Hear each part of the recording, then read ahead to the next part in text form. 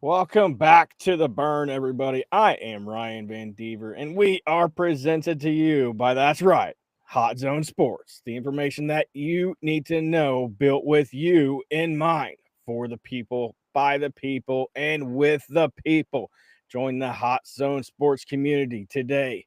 Now, today we have a special guest once again, but this time, this is the big man. This is the big dog to the Kansas Collegiate League Baseball. He is the commissioner. He is also the owner of Wichita Parisi, a speed school here in Wichita, Kansas.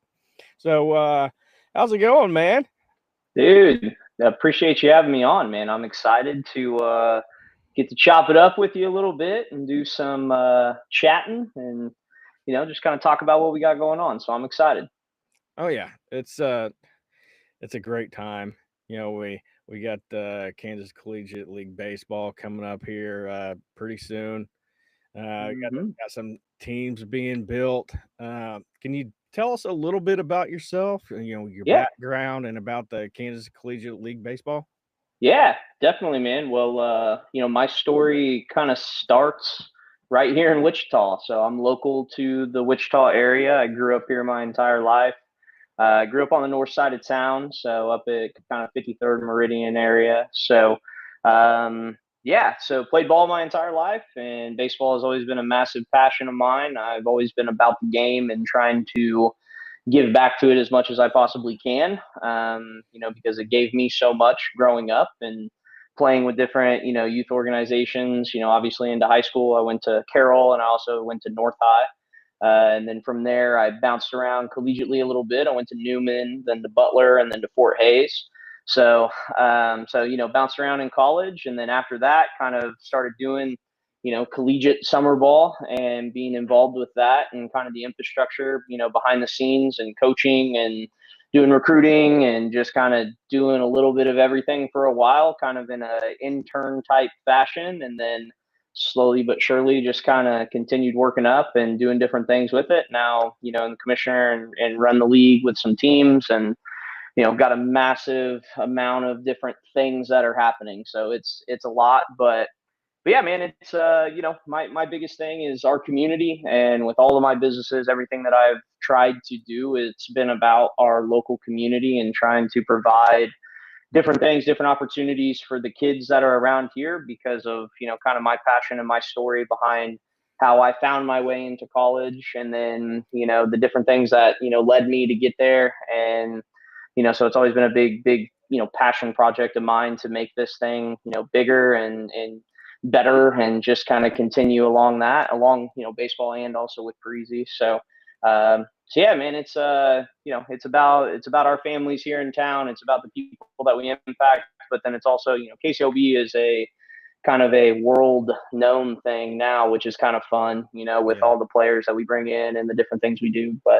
So yeah, man, it's I'm excited. I always tell myself, if I'm not having fun, then I won't do it. And, so that's my big thing is I'm having a blast. So it's a lot of fun, and I'm just excited to be able to continue to do what I love. So what is the goal or goals, I should say, of the KCLB? Yeah. So KCLB is, it's designed to help baseball players. That's the number one thing. Okay. Kind of our model, if you will, is we are, the league itself is designed around small nonprofit baseball teams. So these baseball teams play in small communities that kind of surround the Wichita area. So it kind of serves two purposes, right? Number one is for the players because collegiate summer ball is a thing that collegiate baseball players need to do to continue to develop their skill sets, to continue to keep working on the game. It's been around for a long time, and it's definitely something that has its own challenges. It has its own unique things. But it is something for baseball players. If you ask or go look around to the best baseball players in the world, you'll find that they come from climates and they come from places where they never stop playing baseball. So there's some science that goes into it, but there's some just kind of cold hard facts as well too. So for us, it's our kind of version of that of being able to offer baseball for these guys from a year-round perspective. Obviously, colleges don't have school in the summertime, so we essentially are filling that gap that allow players to be able to continue to play and be able to work on their skills. The other point is we put our teams into these small communities because their infrastructure there allows us for to be able to offer something that is kind of a entertainment type style of a thing for small communities, right? I know you're familiar with around here, but for people watching, if you go to a community that has very small amount of things to do, right? Going to a baseball game on a Tuesday night where it's collegiate level players from across the world that are good baseball players, that forms entertainment, right? You get to know them, and it's a super small scale too. So, our guys get to interact with those communities, right? We have moms, dads, little kids that come out, and when they see those guys, they think, wow, these dudes are professionals. Like, they are the top of the top, right? They're the top crop. We need to go and get around them. And so it provides a really cool experience. And, as far as a goal, I mean, I think that we just want to continue to offer and continue to help players succeed and kind of just keep them going along in their journey. That's our number one thing. But, we run these things so they survive and they stand the test of time, and, they continue to keep going because I have little kids. I have small children that hopefully one day will take an interest in this and be a part of that, way down the road. So that's kind of the big goals. But yeah, you're definitely a little bit like me in terms of you're a dreamer. So yeah, this probably isn't just if I can speak frankly, I can see something like this becoming like an affiliation where there's 30 plus teams, maybe even more than that, and it's more broad spectrum, and then you have the postseason tournament to go along with that, and you already yeah, got the All-Star game going. Uh, yeah. so do you guys have a home run derby or anything like that?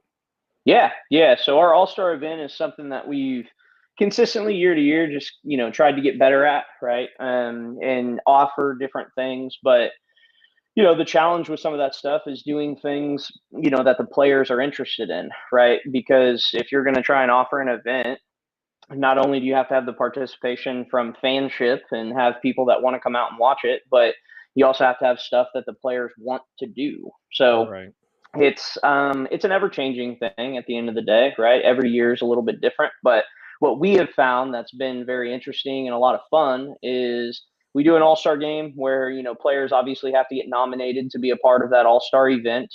It's a select amount of players that are inside of the league, which is a good accolade. It's something for these guys to be able to put on the resume because Right. ultimately, that's part of what these guys are here for. They're here to get their name out there. They're here to get recruited. They're here to get more eyes on them. So an all-star, nominee, an all-star player, that looks good on the resume as far as baseball is concerned.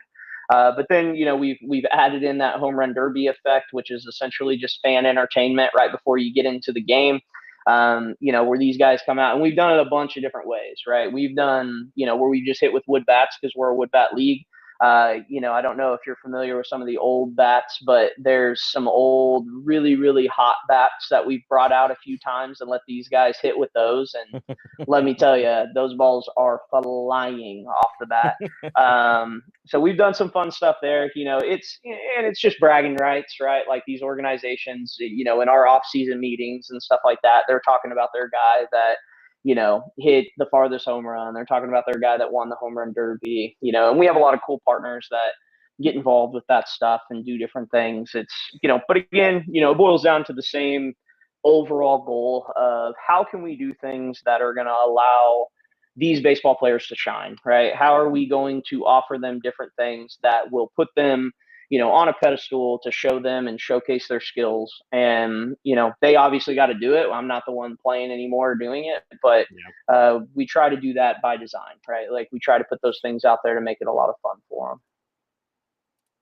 Yeah, so that's one of the great things about having a league is you can add different types of entertainment. So speaking on that type of entertainment and keeping these kids coming back from year to year, what kind of other entertainment do you have to go Yeah. along with all these baseball players that come into town.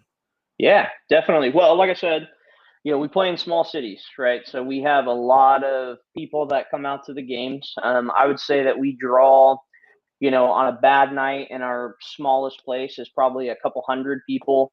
And then, to our bigger games and some of the locations that have had teams for a long time, we're probably, double that, right? Closer to 400 or 500 people. We have certain games, right? Like 4th of July, the All-Star events, our family weekend, stuff like that, where we're in the thousands. So, it's definitely something that's growing over time, but we're also in, small communities. But what do we do to keep them there?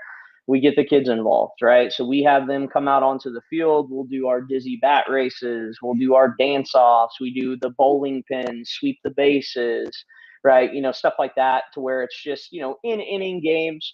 We're not the Savannah Bananas crazy, right? Like we're not the I don't even consider that baseball, but Yeah. whatever entertainment side that is, which it's cool. I mean, do your thing. Obviously they're doing really well, but for us, it's just about local community, right? How do we get players to give back to those local communities, right, with that initiative? But, then we always, when we're deciding stuff like that, we always think about, or I think about, what did I watch when I was coming up, right? Where did I go? My uncle was a coach of one of these teams when I was coming up. I used to get to go and be a bat boy. I used to go and hang out around those guys. And so I remember that. Like, I remember that vividly, even when I was 7, 8, 9 years old. Like, I remember being a part of that. And I remember them guys, I have a funny story we'll get to, but I remember them guys, they kind of took you under their wing and they just acted like you were there. And to me, that's what I want to do for these communities. I want these kids to remember these baseball players, and I want our guys to remember those kids, and I want them to give back. We kind of have a rule across the league that if any youth athlete, any youth kid stops and asks anybody for an autograph, they are required to stop and give it to them. I don't care what you're doing, right? Like, if there's a kid out there that, wants to talk to you, wants to, whatever it is, like, we require our guys to have those conversations because, we're not bigger than the game. These guys are not bigger than anything at this point in time. So they have to have some humility about them. We want them to, try to give back as much as possible. So that entertainment piece goes a long way, but I also think that it's just about, the character of the league. It's about what we're doing to try and, make that connection happen. And, I think that's what we're becoming known for. And I think that's why our communities support us the way that they do, is because there's a lot of, we're genuine in that. And it's a slow build. It's not something that happens overnight. We're not trying to do any type of, flash flood stuff. It's just, we're trying to do it the right way, and we're trying to give back to the places that support us. Yeah, it's just, one of those things. Rome was not built in a day, There you go. and this Yeah. league was not built in a day. And it's kind of like a slow burn, metaphor Mm-hmm. notwithstanding. But yeah, it's just one of those things. So how do you feel where the KCLB is currently compared to, like, say, 5 years ago? Oh man. Well, I mean, I've been doing this for almost 10 years now, right? So I'll give you the 10-year picture, and then I guess the 5-year picture, because it's a monumental time too. But 10 years ago, I took this over from, a mentor of mine, a guy that brought me under his wing and allowed me to be involved and kind of be a fly on the wall with conversations and, just be involved. And I am forever grateful for that, because he allowed me to have an opportunity to learn. And I tried to do as much of that as possible. But the time came very quickly after that for him, where he decided that he was kind of stepping away and it was going to be my time to run the show. And it was wild. I mean, it was a dumpster fire, is what he would tell you if he was on here. He said, and he'll openly admit that he handed me that. And, but at the end of the day, my goal, it just was passion driven, and I knew that I could do it. I always believed in myself. I always wanted to bet on myself. I always wanted to, do the things necessary to make something like this happen, because it wasn't necessarily for me. It was for the other players that were like me, and it was for those guys. So that's what drove me in the beginning. And then we started kind of, speeding along and doing different things. We added some teams. We started to grow the league. We started to build our infrastructure. which I think is really something that separates us apart from the business side. Is, our business model that we follow and what we operate, and we have systems to everything that we do. And it's not just a backyard baseball team, if you will, right? Yeah. Like, we follow a franchising model. Like, there's a lot of study and science that goes into that to hope that we can continue things. So we've come a long way. Like, when I sit back and think about inheriting the league with essentially 2 teams, to growing it up to 8 teams. We have 7 teams that are playing in it this year. And basically, we just have a team that's dormant this year because they're an international team, and it was an election year, so there's some crazy stuff there. But it's been a true blessing. You think of 5 years ago, right? We're 2025. 5 years ago was COVID, right? Yeah. So that I had to shut down for that summer, which was. I don't even, I don't know. Like, I was at a very massive crossroads and just trying to figure things out, as everybody, like, again, not about me, but it was just, it was something that, we were like, man, what do we do? And then from that 5-year point, we've had all kinds of different things happen where, we've had teams that have been with us that are no longer with us. We have, different changes and things. And ultimately, at the end of the day, my biggest thing is, if you're not rowing with us, then I'm probably going to kick you off the boat. And, that's just the honest truth. If you're rowing the opposite direction, or you're not a team player and you're not somebody who's going to be in it for the right reasons, then, the KCLB ship is going to keep moving forward. And that might sound, cutthroat, I guess, but it's the reality of it. And, my thing is I am all about these players. I'm all about the success of the organization. And for me, it's about, following the systems, making sure that we're doing right by one another. We're playing the game by the rules. We're all on the same page. Everybody's communicating and, taking care of each other in the process. And that's something that has massively changed over the last couple of years is, I've just seen all these different leagues across the country. I've seen all the backdoor talking. I've seen all of the stuff. And I bet, I'm sure that you'll talk to some of our other coaches along the way in this thing, and you'll find out, like, our league is all about one another. Like, our league is about taking care of each team. Our league is, we work well together, right? We put our own, like, team interest aside for, the short term, so that way we can all gain on the long term. Like, it is a massive family. Like, we work really well together. But that's because we selected the right people. That's because we pour into those people. That's because we actually try to do that side of this stuff and not just be about winning and losing. Right. Yeah. Not the old man mentality, which is what I call it, where it's just like, I care about me and my organization. I've been involved with a lot of those guys along the way. And, that's not how you get longevity. That's not how you stand the test of time. It has to be a we before me mentality. And that's what we have right now. And that's why, over the last couple of years, things have been amazing. I mean, things have been really, really good.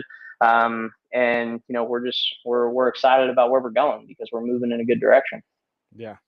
And can you try to explain to the viewers how the rosters work? Like, are these kids, are they incoming freshmen that are looking to develop before they start school in the fall? Or are they graduates who are trying to get some more time in? How does that work? Yeah. So we are what we call as an open league.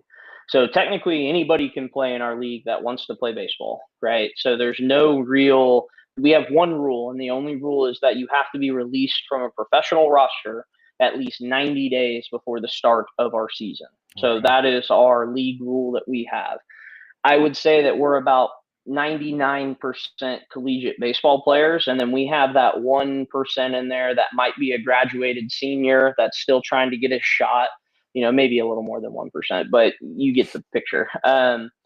So as far as the rosters and kind of putting those together, we have an absolute hodgepodge. I mean, it is everything that you could possibly think of. Our goals with the guys is, we want to find the athletes that are just trying to compete. That's our number one thing is we want to find good guys. Because with us, we run a host family program. So, which I'm sure we'll talk about, but, with the host family side of things, the better quote unquote baseball player, if you will, may not always be the better guy. And, so for our organization, our goal, like I said earlier, isn't always about winning and losing. Don't get me wrong. Every single one of these teams in this league wants to win, right? Like they will do just about, whatever to win, but we have a line, right? And our thing is, short-term success does not outweigh long-term. And, so if we feel like a guy, he might be really good on the field, but he's just not a good person, that's a guy that the entire league would pass on. And, that's just a common interest between all of us. And so, I mean, you have your incoming freshmen, you're going to have, current freshmen all the way to seniors and graduated seniors. I mean, it's a big mix. We have our sprinkle of players at every single level, right? So we have Division I guys, we have Division II guys, we have Division III guys, NAIA guys, JUCO guys. I mean, literally across the entire board. And recently, I would say over the last like 2.5, maybe 3 years, probably 3 years now, but we've really expanded to an international market, and we have a lot of international players with us. I mean, we have a literal team that is an entire international team that comes here to play in Kansas for the summers, which is awesome. The coolest part about that team, their team name is the Farmers. So it's hilarious. It's just like a cool pun, but but those are great guys. Like, and they're from the Dominican, in Venezuela, Puerto Rico, places like that. Like, they bring high level baseball here. And, those guys are all across, everything that we do.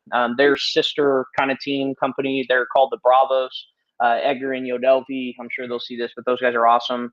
I enjoy working with them and doing different things with them because they're trying to grow, from an international perspective, and that helps, everybody. But yeah, so we get a massive amount of different guys. I mean, we really do. And, again, we're looking for the quality person.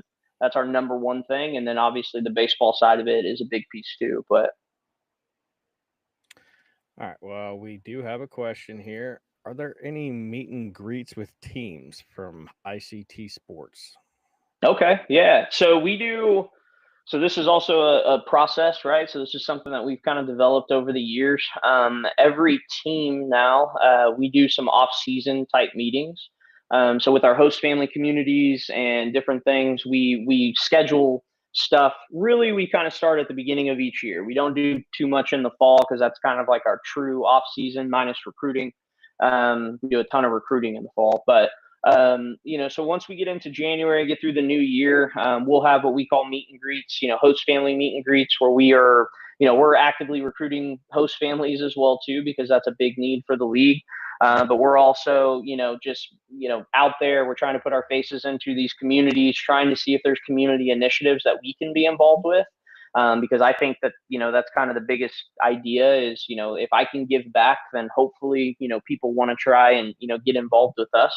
And do different things, across the board. So, but yeah, we do different meet and greets. We have all kinds of, options for that. We're kind of coming into the end of those. So if you haven't been involved with one of them and you want to be involved, obviously you can check out any of the team socials that are in the league. We'll have our last ones basically before guys are reporting because players will start to report on May 28th. So that's, we have basically one more for each team, and then those are done for the off season, and then it's time to play ball, baby. So, like I said, right around the corner. Yeah. So how many teams are in the KCLB this year? Yeah, so we have 7 playing this year. We typically have 8. We've had more in the past as well too, but the 8th team this year is that Farmers team. That's the international side of things, and so, but they're still heavily involved. I still talk to those guys all the time. We're still recruiting with them. They're still going to have players, that are associated in the league and going to be a part of what we're doing. So that side of it will be cool. But as far as them playing this summer, they couldn't guarantee that their visa stuff was going to be available by the time that, we were going to start playing. And that's kind of a big risk to, recruit a bunch of guys and then say, oh, wait, our entire coaching staff can't get here. And, now we got a team with no coaches and no places to stay. And so we made that decision super early on that, it just wasn't the right thing for the guys to do. So let's find other ways to get them involved and then go forward. But yeah, so we'll have 7 that are playing this year. We'll have some outside teams that we play against as well too, right? So we play different teams and from other states, and stuff that want to come in and travel and play against us, which I think is pretty cool. I think that says a lot about the league that we have teams from other places that, they call us to say, hey, we want to come down and play in front of your guys' crowds and in your communities and, what you guys are doing. And, so I think that's a lot of fun, and it helps us build good relationships and, treat those guys right and have a good time while they're here. Yeah. So, how long is the season for these players? Like, how many games does each team play? Yeah. So, May 28th and 29th is our report dates. So between those two times are when they will start showing up. And then our final drop dead date is August 3rd, because that's championship game for Summer Bowl Showdown. So that's kind of our very last date that they could possibly be here. So it's a quick season, man. It's 2 months. So it's a lot of baseball in a very short amount of time. We play, anywhere between 40 and 45 games, depending on how many of those are postseason games that teams are winning. Obviously, maybe over half the teams don't end up quite getting to that 45 mark because they get eliminated. But yeah, we play a lot of games in a short amount of time. So these dudes are busy. They're playing a bunch, and we have our league tournament, and then we play in the national tournament. So our goal is to just get them out there and play baseball and be focused on that as much as possible. Yeah, it's just one of those things. I think with time, there will definitely be more teams that want to get out here because just in particular, kids getting that extra time, those extra innings, especially pitchers when they're when they're messing around with their arsenal, trying to figure out, hey, I need to start perfecting this changeup before Mm-hmm. I go to, you know, Butler Community College or something like that. Yep. So, can you talk about how these kids are contacted to join the KCLB? Like, do you or someone else do you have to let them know, hey, there's a baseball league here in Kansas where it's pretty competitive and you can develop more? Like, how does that work? Yeah, so it's that's evolved over time as well too. In the beginning it was pretty much me, and that was about it to start. And then, slowly but surely we built staff around different organizations that do different things. I would say that the bulk of our recruiting comes from our head coaches. So the head coaches are, managers of the teams. Those guys are the ones that are, essentially recruiting, for the teams. I would explain it like I'm a little bit of more of like an oversight now, and to where it's like, okay, this guy needs to play. He's trying to get into the league. What is the best situation for him, right? So then I can go and look at rosters. I can say, okay, this team has 2 first basemen, so it doesn't work here. But this team only has 1 first baseman, so this would be a good opportunity for you. And just try to plug guys into spots that make sense for them. One of our big things is that we don't over recruit for these teams. Our goals are to obviously develop the guys. So we want to make sure that when the guys are coming in, they get good opportunities. They get the chance to compete. They get to work on their skill set. So I always kind of explain it like we're a hybrid style league compared to some of the other ones in the country, where we're about player development, but it's at a super competitive level. Because we want our guys, and I this is my personal opinion, but and not everybody will agree with it. But at the end of the day, if you're not competing and you're not actually working on the things that you need to work on, and you're just getting playing time because you are here, that's not helping you become a better baseball player. What helps you become a better baseball player is earning a position, earning a spot, finding a way into a lineup, battling your butt off to make that stuff happen. Because my goal is to send you back to college better. And if you go back to college and you're a better player, that's all that matters to me. We may never see that kid again, and I've come to terms with that, right? I mean, as far as retention and getting guys back, we do an okay job, but it's just nature of the game, right? These guys are, they're constantly looking for the next opportunity. They're trying to build their brand, right? Put themselves out there, go to different spots. So, it's a big mix of things, but the goal is competition at the end of the day, and we want these guys to continue to develop. So, I got to ask, Yeah. are there any mascots? Oh, yeah. Yeah, that's been a big community presence project that we've been working on. So in our, like I said, we have small communities, right? So, and dude, who doesn't love to go race a mascot around the bases, or, Yeah. do some dance offs with some mascots in the stands and stuff like that? I mean, it helps legitimize our teams, but I will be completely transparent. Those stinking things are expensive.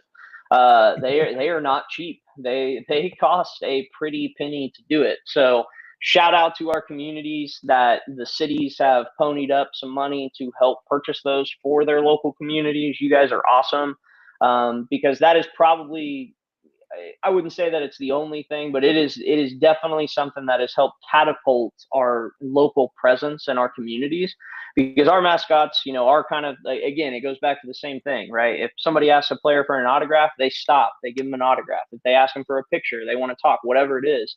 So for us, our mascots are available year round for our communities, right? So for example, if El Dorado calls me tomorrow, Mayor of El Dorado calls me up. He's a huge supporter of the team. He helps us a ton. He's awesome. He's like, hey, we need the mascot here. We're like, no problem. We'll make it happen. And then so mascot goes to the fire department, the police station.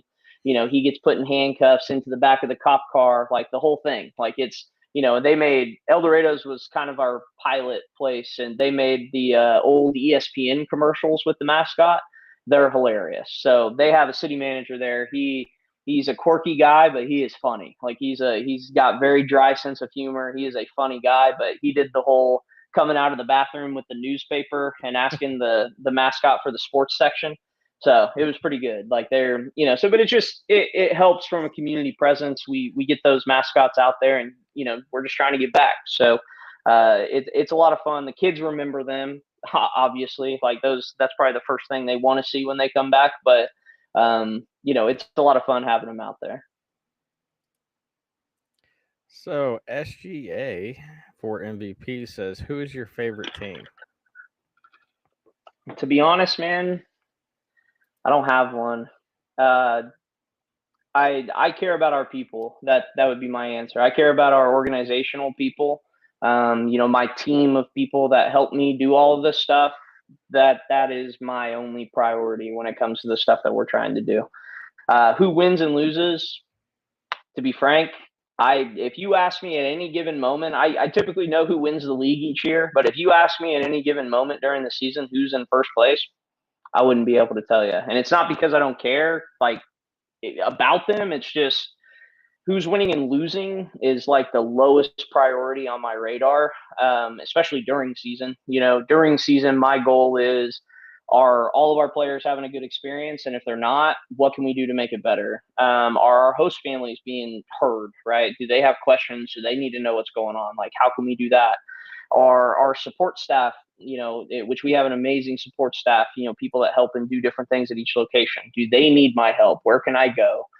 You could ask my wife. My wife essentially and me, we see each other every once in a while in the summer, because I am in so many different locations doing different things. But you know, winning and losing to me is not the priority. It's not even on my radar. The team's success is determined by those things, and our community and the people that support us, and continuing to grow it. If those relationships are growing, then I feel like then we're ultimately winning, right? Like we're undefeated in that sense. And that's where I pour my passion into. Everybody that always asks me, related questions there, I hope they all win, because if they're all winning, then it's a good experience for everyone. I would say if I had to give you the best case scenario answer, every team would find a way to be 500, because then everyone's still in it and they're all competitive. Because that's something that you'll see if you start to look around the country and look at different leagues. You can look right here in Kansas. You'll see the other leagues, and you're going to see they're not competitive. They have two teams, maybe three teams that are at the top every single year. It's the same thing every single year.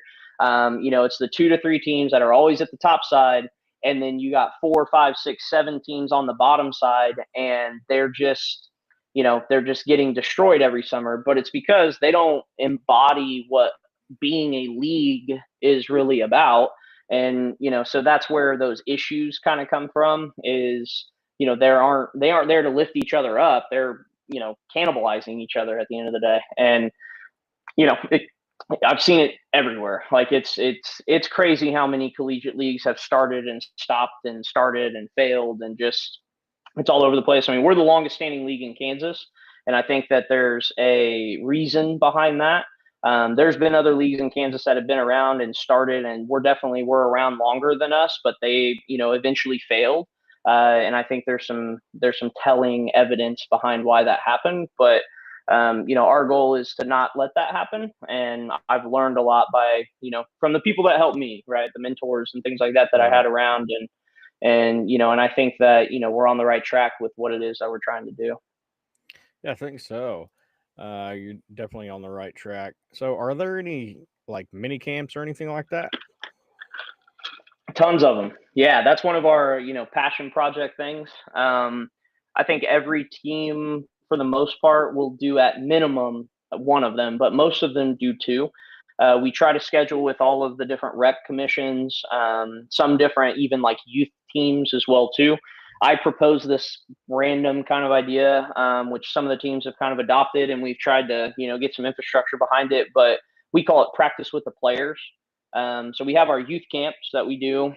We do two different styles of those. I guess answer the question first. Two different styles of those. We do them with the recs that are at our locations. So it's free. We don't charge anything for those. It's another opportunity for our guys to give back to the community. And those things are awesome. They do really good. But then our second camps that we offer, we partner with the YMCA here in town. And so at the YMCA, we send usually about 3 guys to go at a time. They run different youth camps, and we send a few of our guys to each of those for the month of June. They probably have one every night, but they're in different locations.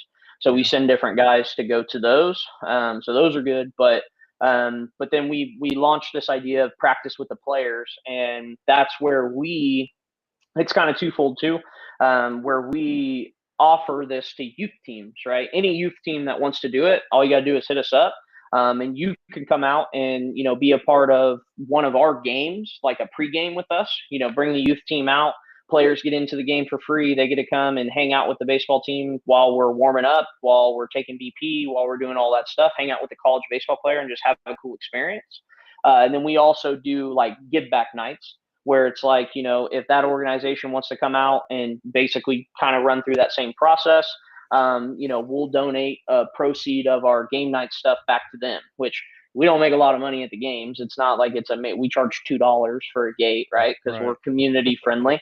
It's crazy nowadays. You go to a high school game, you pay. I took the kids and myself to go to just one of our coaches who coaches at Valley. I went to their game, and the lady was like, "Yeah, it's $24 or something." I was like, I don't think I have that much cash. And she took a 20 and let us in. But I was like, holy moly. Like, I can't believe how expensive this has gotten. But and we still get people that complain about our games too, though. So it is what it is. But yeah, we charge $2 for a gate. So, if teams want to come out and they want to be a part of, what we're doing and, give their guys a good experience, like we want them to have a good experience. And, so we'll try and donate some proceeds back, try to help them out, and just give back where we can. So, have the schedules come out yet?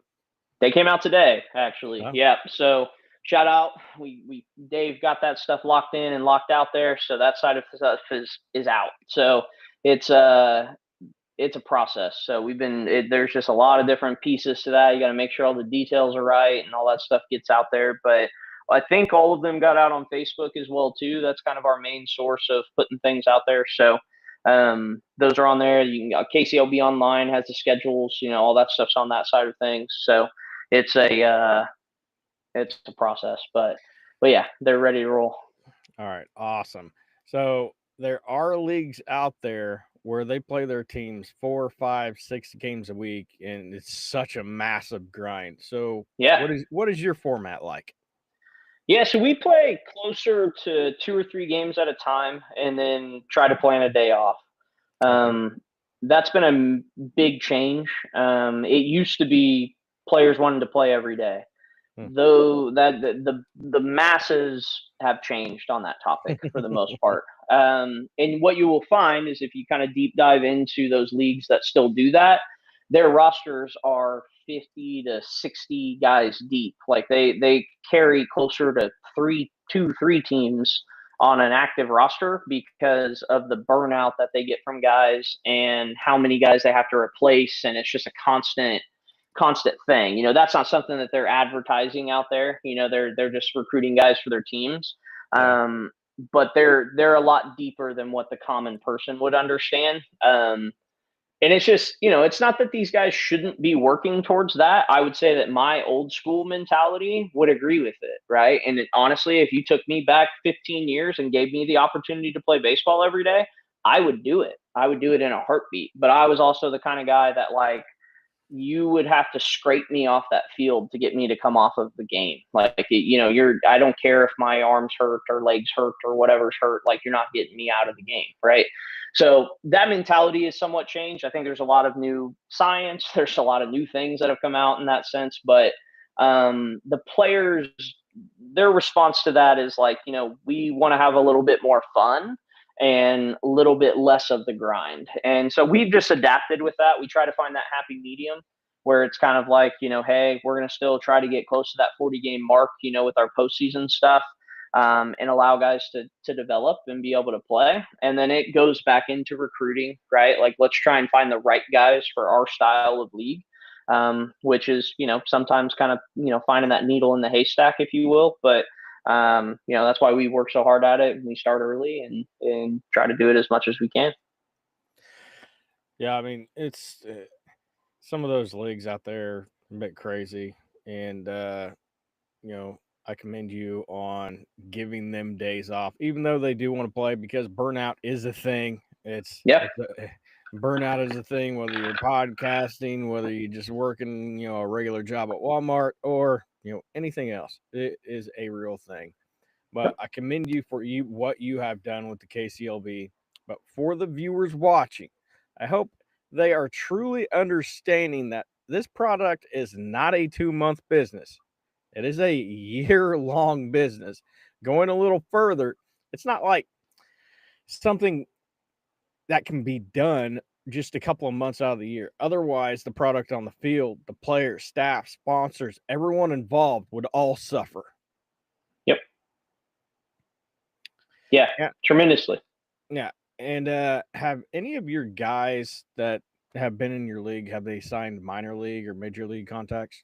Yeah. Well, I'm glad that you prepped me for that, because kind of in the same notion. I mean, with the guys that continue to kind of go on and play, like, we do so much work, from a year to year perspective.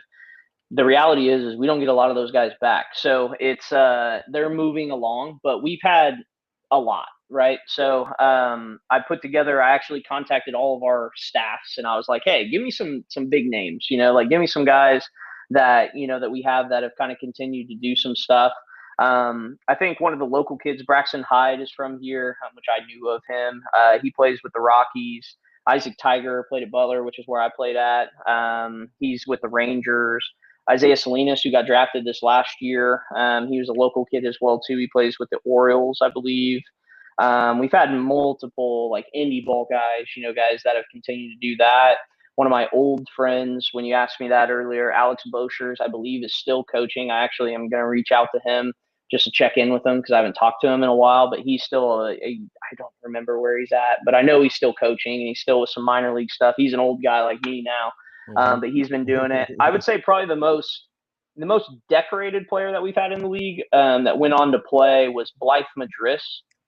He was a guy who actually made MLB rosters. I think he's played with 4, maybe 5 organizations now. He was drafted by the Pirates. I know that. I don't remember where else he played, though. I think it was like Cleveland, the Astros. There might have been one other one in there as well, too. Maybe the Tigers. He's bounced around a lot, but he's probably been the longest tenured, like, MLB player that we've had. I mean, it would be countless amount of guys that have gone on to play some, like, indie ball opportunities and, just things like that after the league. Like, that's very common with what it is that we do. But making the MLB is hard. I mean, it is tough, like, to be able to do it. I've known, I don't know how many, a lot of guys that, have tried to do it, and, they get, signed to, minor league contracts, and, 1 year they're in and 1 year they're out. Like, it's literally that fast. I have guys that I grew up playing baseball with, that are local guys to the Wichita area. And, it's just it's a grind. I mean, it truly is at the next level of what it takes to be able to continue to play from a long-term perspective. So it's, we're fortunate to have some guys that come through here that have done that. I don't, it's kind of my same principle amongst all of the things that I do. Those players do that work. They're the ones that are putting in the countless hours and the practice and the constant development into their craft. Those are the guys that go and do it. And, so for me, it's just about helping them when they're around me. It's, whatever I can do when they're around me to try and service them and be a teammate for them, be a mentor, be something that I can help. That's my goal. I don't think I've ever, in all of the things that I've ever done, like looked for recognition through them. Because they're the ones that are doing it, and my job is to do this. Their job is to keep going. And, so I totally understand that side of things, and I wish them nothing but the best. And I hope that those guys continue to play and keep developing and keep going. And, cause it gives a lot of younger guys hope. And, I think that's a beautiful thing. Yeah. Let's talk a little bit about host families. They have an Okay. opportunity to host these players and form lasting, long relationship with these players. So if you're watching at home or you're driving and watching, be careful. And Yes. you've been on the fence and about being a host family for these players, go ahead and jump on board, because creating lasting memories with, say you got kids in the house, a young boy, 8 years old, that's perfect. Create these lasting memories. This is what can be great about this. Without these host families, organizations across America like the KCLB would have a heck of a time operating. And do you have all the host families set for this year's KCLB? Yeah, we're close, man. We're really close. I bet we're short just one or two in a lot of places. Our biggest need, to my knowledge, right now is in El Dorado.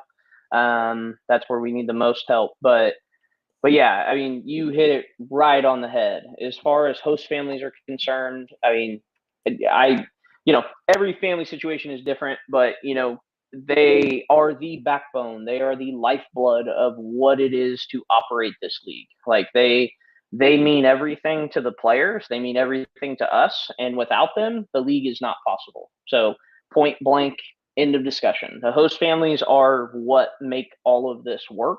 So I cannot say and, express my gratitude enough for our host families that we have involved with us.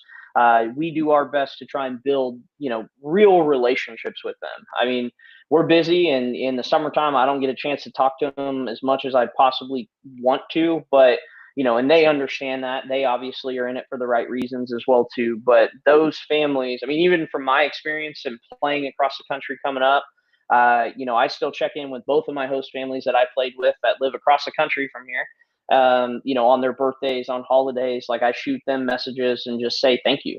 I'm just forever grateful for the fact that they allowed me to continue to play the game that I love. And the other piece on that I would say is, no matter what level some of these players make it to, they will never forget those families. And, they're your kids, the small kids that you have around you, right? Your family's kids, those types of things. Those kids, most of them don't ever know what level the players make it to anyway. They just remember how those players made them feel. They remember that they cared about them. They remember that they played catch with them at the house, that they went and hit with them on their time, right? Like baseball is a beautiful game. It's a community. It's something that connects us across the world, that you can play in a lot of different areas and do a lot of different things. And the gratitude that we have towards it, it really comes out with the host families. Like it really, really does. And without them, it's not possible. Like it's absolutely not. These kids are broke college kids. So, if they were having to pay to stay somewhere, it just wouldn't happen. Like we just wouldn't be able to function. And, the only option of doing that is by charging some random ridiculous amount of money to make stuff like that happen. And, or, you just get a ton of sponsor dollars, which if getting sponsor dollars to do things was that easy, we'd have a much bigger team budget. I promise you. Like I wish that we just had hundreds of thousands of dollars to do fun stuff with, but the reality is that's just not how it is. And, maybe 50 years ago, money was a little different back then. So, but for us, host families mean everything. I can, again, not appreciate you guys enough. And if you are on the fence, just reach out. I mean, I'll explain to you our process, how we do things, kind of how we go through everything. You will leave the summer with something that's more valuable than $1. I promise you that. Like, you will leave with a relationship that, will stick with you and your family for a long time. I can't tell you countless stories where I've heard from host families where they're like, oh yeah, we're going to so-and-so's wedding. He's having a baby and we're going to visit them, and they're coming to our family reunion and they're not part of our family. Like, like stuff like that. Like, and it's just, I don't know, relationships mean everything to me. I think it's important. And, I think that there's a lot of value there that goes beyond $1. So. Yeah. Any successful league is not predicated as wins being the most important thing, just like you have emphasized.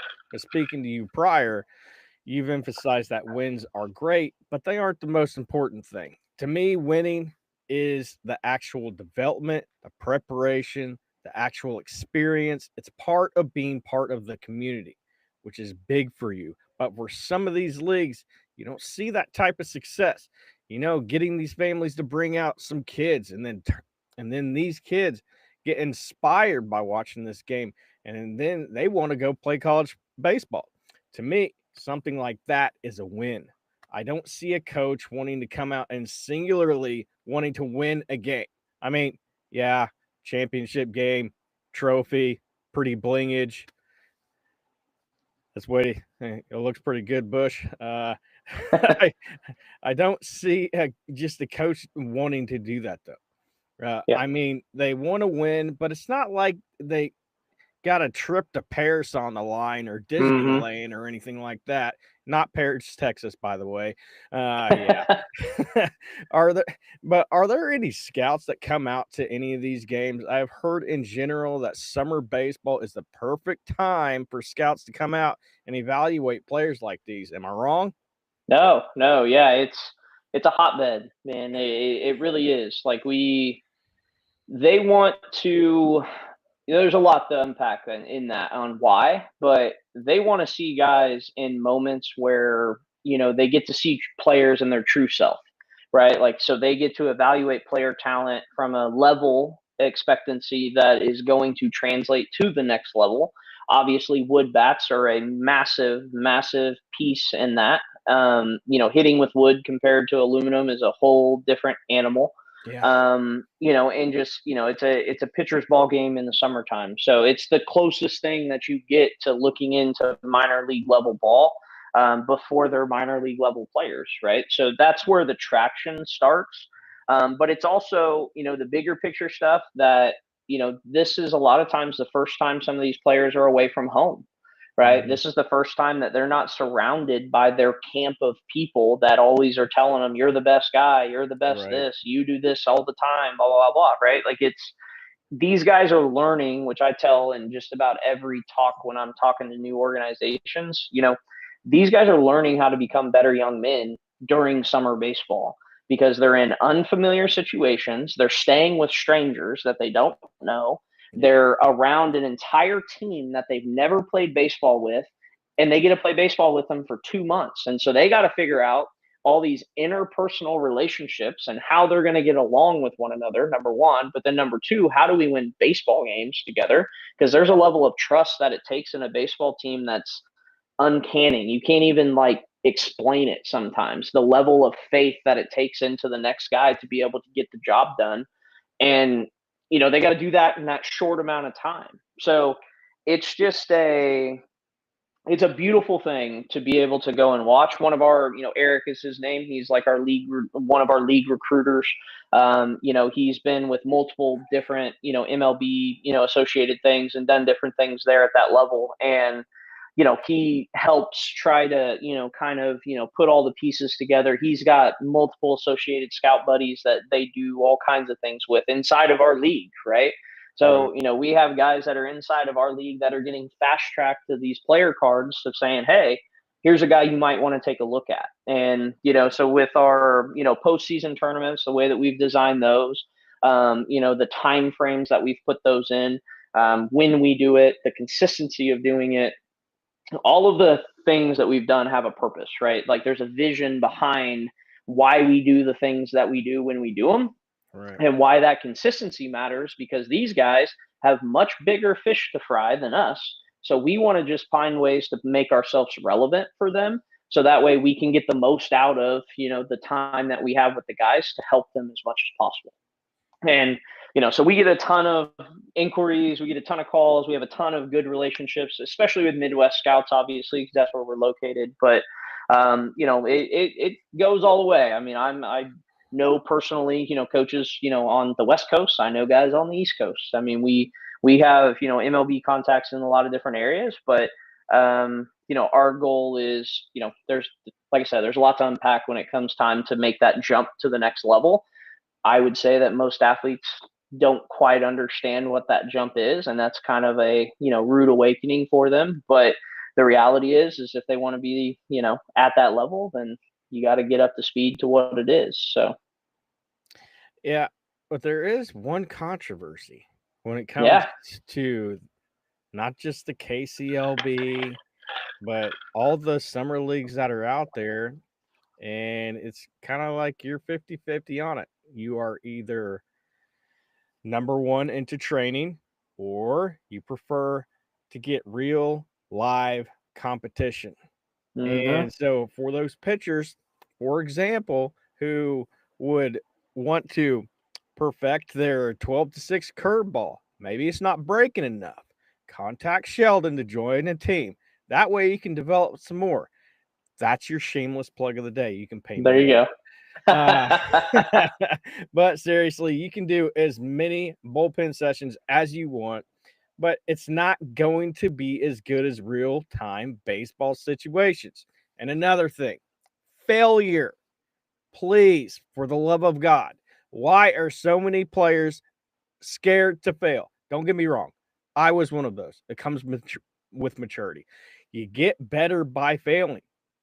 Say you're wanting to develop that third pitch. You can do that in the summer league like this. Not only that, you're failing and you're developing at the same time. And when you get back to your college teams, you'll see a difference. There's so much progression that can be done in leagues like yours. Say you don't have the confidence to throw a 3-1 slider. Well, this is a great opportunity to get that experience in live competition, to sharpen your tool bag and get back to your college team and go even further with your goals and aspirations, because that is what this is all about. Your desire should be the best version of yourself, and this allows you to do that. I think it's a great opportunity. So I'm going to say it. Real life game competition trumps training. You hit it right on the head. We need to clip that so I can use that on the KCLB website. I'll pop that on as it plays every time somebody goes to the player profile, because dude, you cannot emulate game. There's a ton of research, I'm in that field as well. Like there's a ton of it, and and I don't knock those guys that do the training. Like there's purpose behind it, and there's where it developed from is usually the part that they kind of leave out when they're talking to the 13 and 14-year-olds, but Right. that's a whole different combo. But Yeah. the reality of it is it just, the proof is in the pudding. Go look at the guys that never stop playing. I mean, just keep it simple. Go look at the guys that play year round. Go look at minor league baseball players that are playing 150 innings. Go look at the guys that are doing that. Now, granted, they're grown men. They're developed. Like the level of their body is different, and that's also the training portion that they typically don't want to talk about either.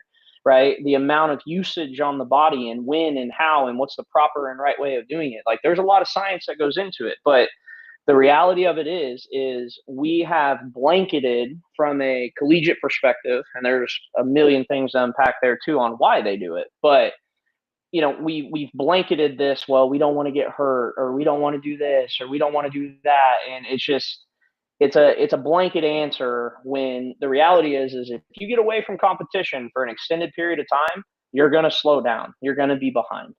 That's why they all have ramp up periods when they're coming back. That's why they all try to get them back up to speed when they're coming back to school. All that stuff happens. But then you're going to try and tell me that playing isn't as important. I mean, it's a contradiction. It truly doesn't check out. But I see some purpose behind some of it. Like, I won't say it's one size fits all. I'm never that way. I think that there's different situations for different players. I think that there's different reasonings behind certain things, but there's a big difference from your common collegiate player, right, and your high level MLB player. Like, there is massive differences between those two bodies. And when you don't respect what those are and you try to blanket say that, well, you can do this, it's just, it's kind of blowing smoke at the end of the day.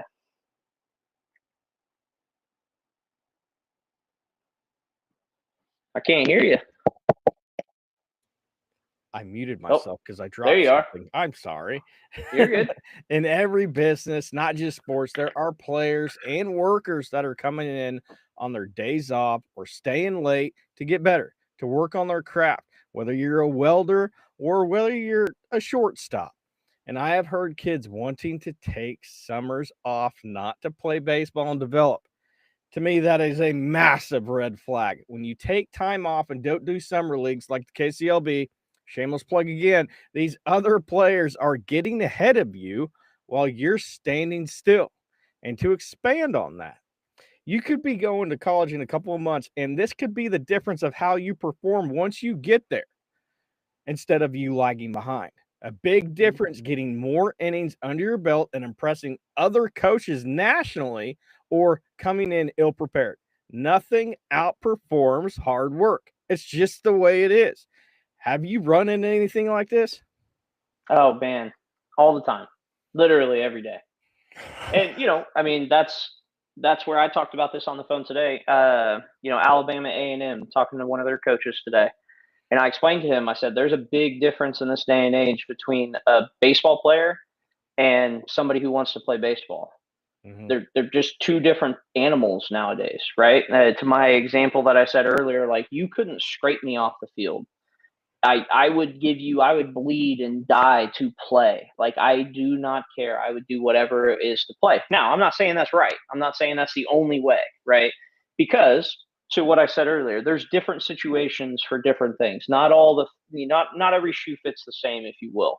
Mm-hmm. There are certain players out there that I understand why there needs to be certain aspects of active rest and active recovery and building into programming that makes sense for those athletes. I get that. I do that. I understand that. But again, I think going into this blanketed approach where it's like, oh, well, we're just going to take a bunch of time off. Where is the purpose behind that? Like, where's the science? Like, explain to me what the active result is that we are trying to get out of that. Because I don't know about you, and, in one day and age, there might have been a time where it was like, oh, hey, I'm going to let these college kids take the summer off and they're going to work out every day, train every day, eat correctly, sleep correctly, put things into their body that are safe for them every day. Like, I mean, it's just good luck, dude. Like, if you tell these college kids in this day and age that they get 2 months off and they're going to do nothing and you don't force the issue or you don't try to put them into the right spots, they're playing Xbox and they're going out every night and they're just BSing all the time. They're chasing women. Like, it's a different animal. I'm not saying everybody, because there's a lot of guys out there that I know of that follow protocols, right? Like, they tap into the system because they are ultra focused on results. Yeah. But those are few and far between. Like, if we're talking a general masses, that is not why these coaches in this day and age are doing all kinds of different things, but these players that are getting told that, there's absolutely no real reasoning. Like, and if they have it, I will openly have those conversations with them. Explain to me how this is going to make Johnny better.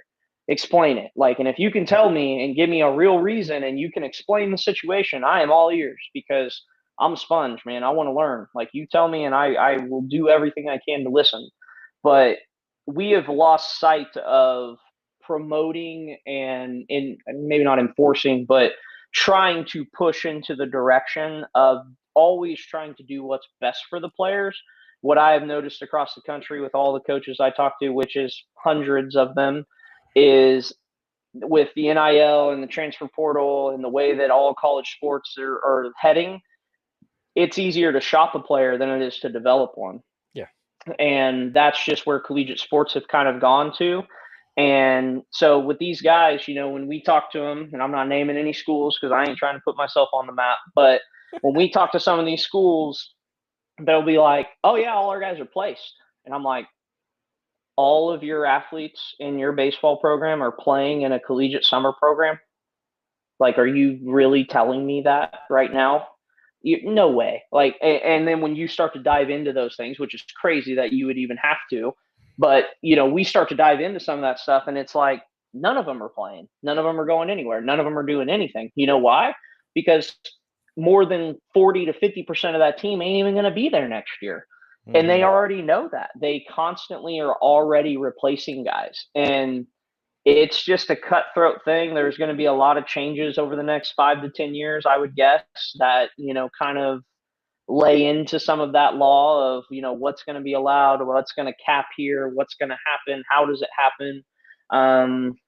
So that's a whole mess of things. But, by a rule of thumb, and I don't think that there's, common sense tells you any industry, any job, anything that you do, right, to master something, right? What do they say? 1,000 hours to master a craft. And when you think of how long you play in a year in a baseball season, right? Do the math, like see where you're at, see how long it takes to get 1,000 hours, right? And players are not getting anywhere close to what they should be doing to develop to a professional level, right? To try to have the opportunity to play at a professional level, whether that's ego and they're just not willing to accept it, whether it's, they just want to be lazy or whatever the case may be. I don't know. There's a lot of variables, but to be able to do that, which is a 0.000 whatever 1%, it just takes massive amount of dedication, and most normal people don't have that, and that's just the harsh reality of why professional sports are so hard. Yeah, for some reason I don't think that Paul Skeens was just in his room playing Xbox and not growing his game. But we do have a comment here. You might know this person. I'm not sure. Gage Walker says, talk about the really good coaches, if we have any. Well, yeah, that's a Mr. Gage Walker himself from the league. So I did send this out. I sent this out to all of our coaches and the staff. So hopefully they were able to log on. I'll start by saying I appreciate all you guys more than you know. Without you guys and your dedication to what it is that we're trying to do for these players, wouldn't be possible. So, and I know, at the end of the day, these guys don't make a lot of money. Most of these guys are working in many different areas, but they care about the players, they care about the game, and they care about giving back. So, I will say that to every single one of the guys that we have inside of my staff of people. You guys are amazing. And, and I know that, we push each other to be better, right? Like we hold each other accountable. We constantly are working the right direction. But yeah, Gage has a cool story. So he's played in the league, coached in the league, kind of like myself. I played in the league, coached in the league, right? So he's kind of followed in that same realm of things, and now he's worked his way up. He wasn't a volunteer assistant to a paid assistant to a head coach, and so now he runs the ball club in Mulvane. He also works at Heights, so he does some high school baseball there as well too.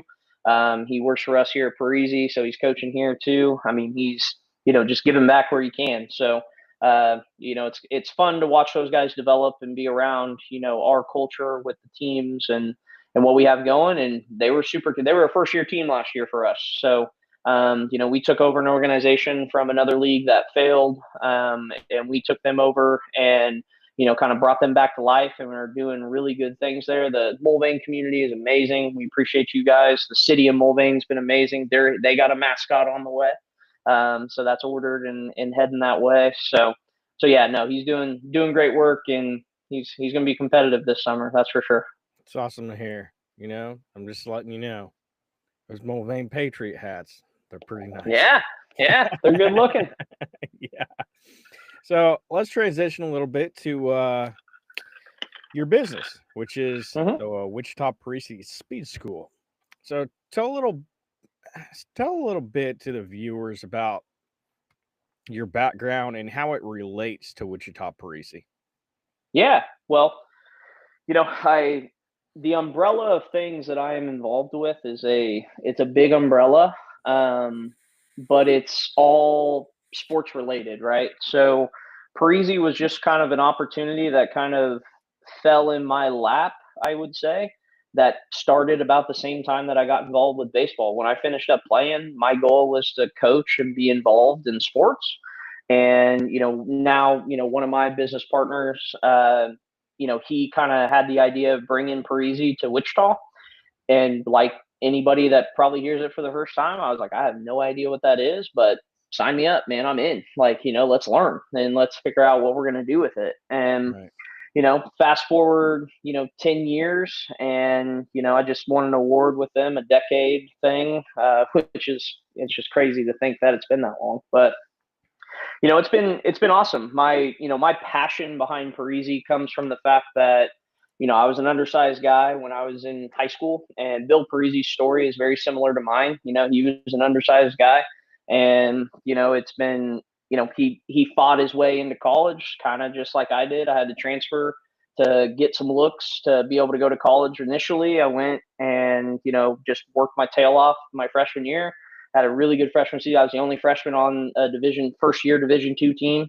Got to play a lot and kind of showcase my skills. And after that, kind of bet on myself. I ended up going to Butler, had a great experience there. Didn't have the best year, numbers wise and things like that. But then I ended up transferring to Fort Hays.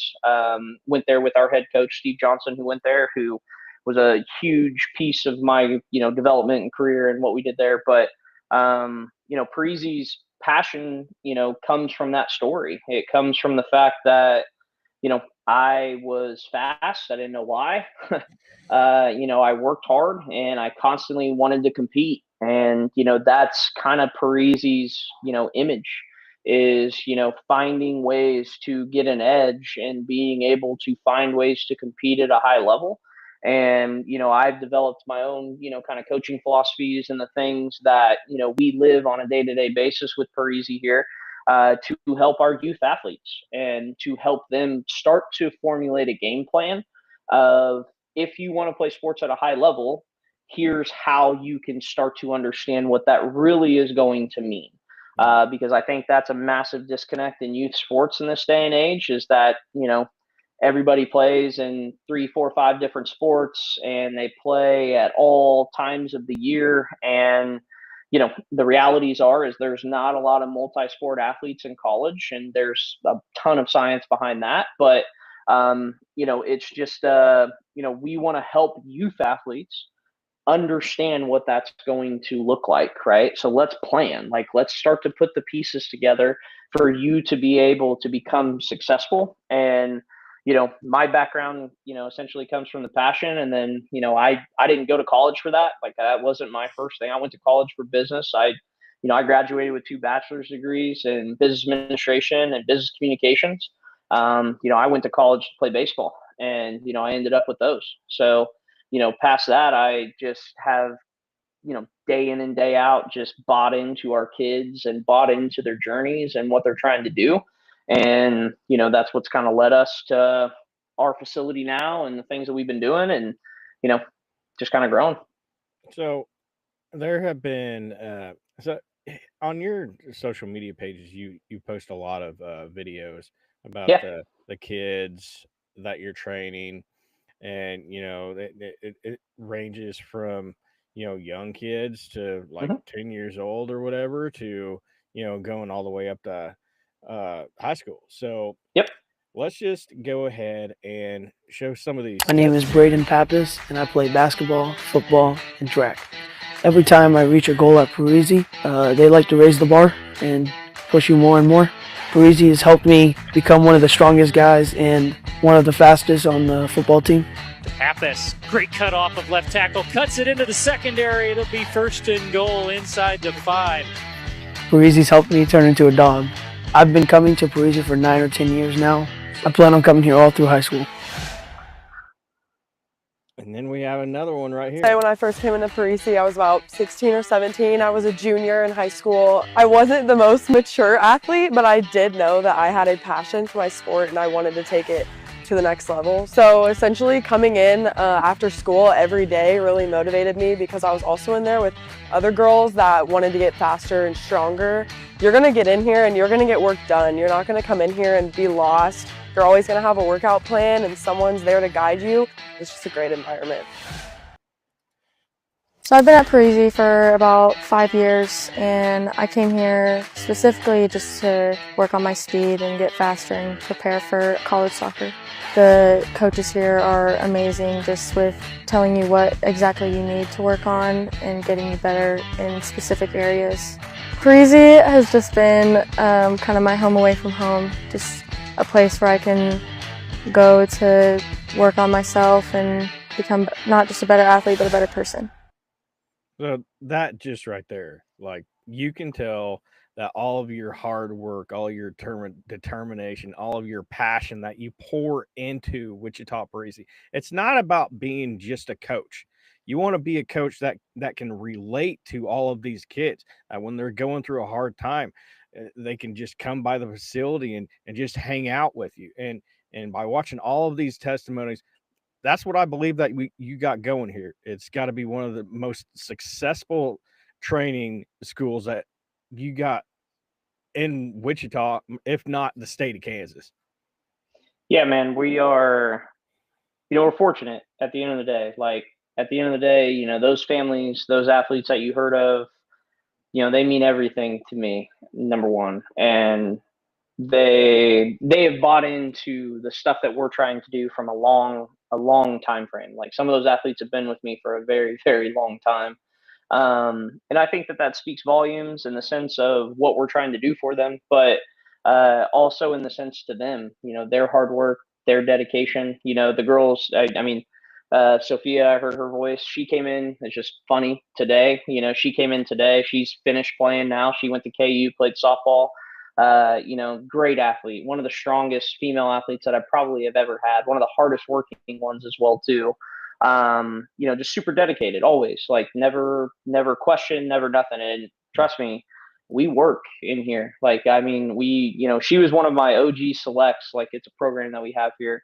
And it started during COVID, just kind of out of necessity of certain things. And, so that thing grew and grew and grew. And, with that, it's just continued to keep going and moving the right direction. And so with her, she's, like I said, just it's awesome to hear that. Pappas, the other guy, the football player, he's a goofball. I give him a lot of, just a hard time in general up here. He's like my gym son.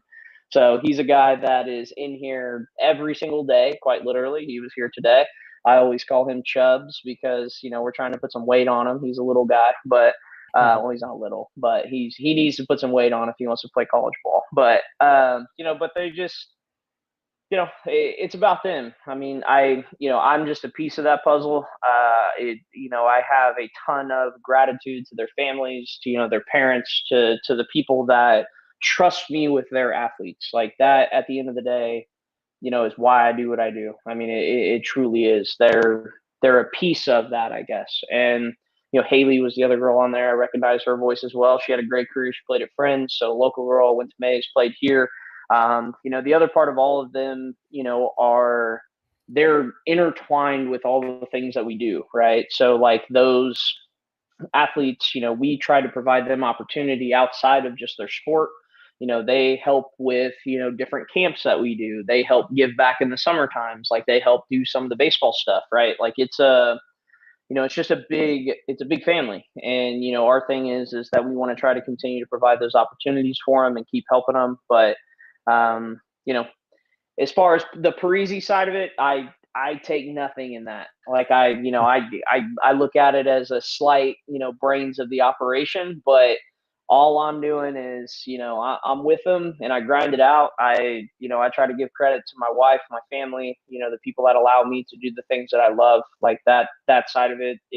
None of it would be possible without that support. And, my team, the people that we have here, everybody and those guys know who they are. And, it's a fun thing. Like it's truly impactful. I think it's fun. And I think that we're, moving in a very, very good direction with our new facility, and the different things that we have happening here. I mean, it's been a blessing. I cannot, everything happens for a reason, timing by, God happens, man. And it's, there's a lot of pieces of that. And it's just, I'm thankful, ultimately I have a ton of gratitude.